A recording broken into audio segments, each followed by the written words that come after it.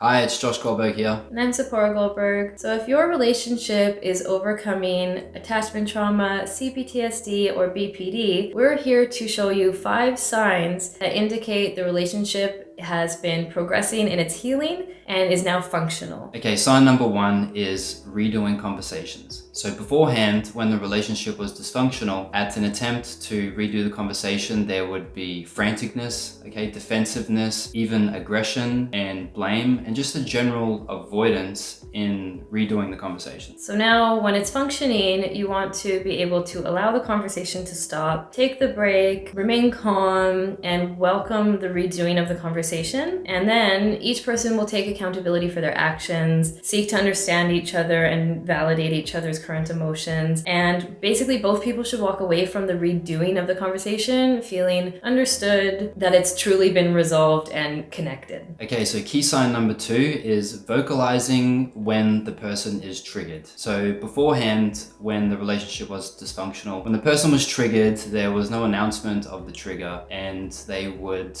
act on their emotional trigger and would make the environment into their trauma space, and the other person would not know what was going on and would become very confused and stressed and even hurt at times. Yeah, so now in the functioning relationship, you want to be able to vocalize your trigger and implement a trigger plan that you guys should previously have made. And each person can do their part of the trigger plan and then be able to proceed in a healthy way. So we did make a trigger management course, and that link will be in the description below, where we lay out how to make this plan. So key point number 3 is seeing the other person's positive intent. So beforehand, when the relationship was dysfunctional, there was a lot of negative assumptions towards the other person. There was skepticism, fault finding, pointing out the other person's mistakes, not trusting the other person, and generally seeing the other person as someone that was trying to do bad to them. So in the functioning relationship, you want to be seeing the merit in the other person and seeing things with a positive intent and an overall understanding that the person is there to be good to them and to connect with them.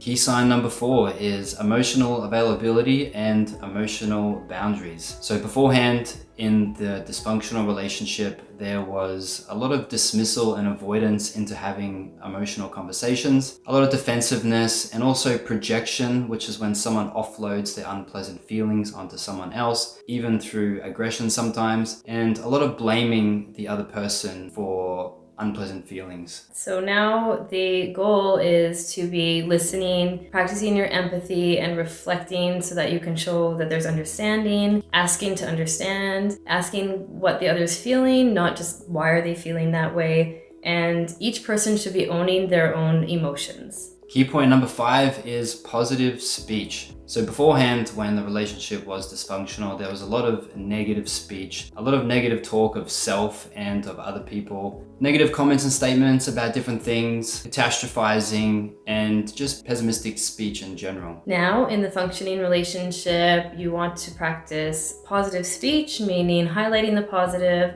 voicing gratitude and appreciation, positive speech even in unpleasant times or when feeling unpleasant emotions. So that was our 5 key signs to tell you if your relationship has made real progress and is now functional.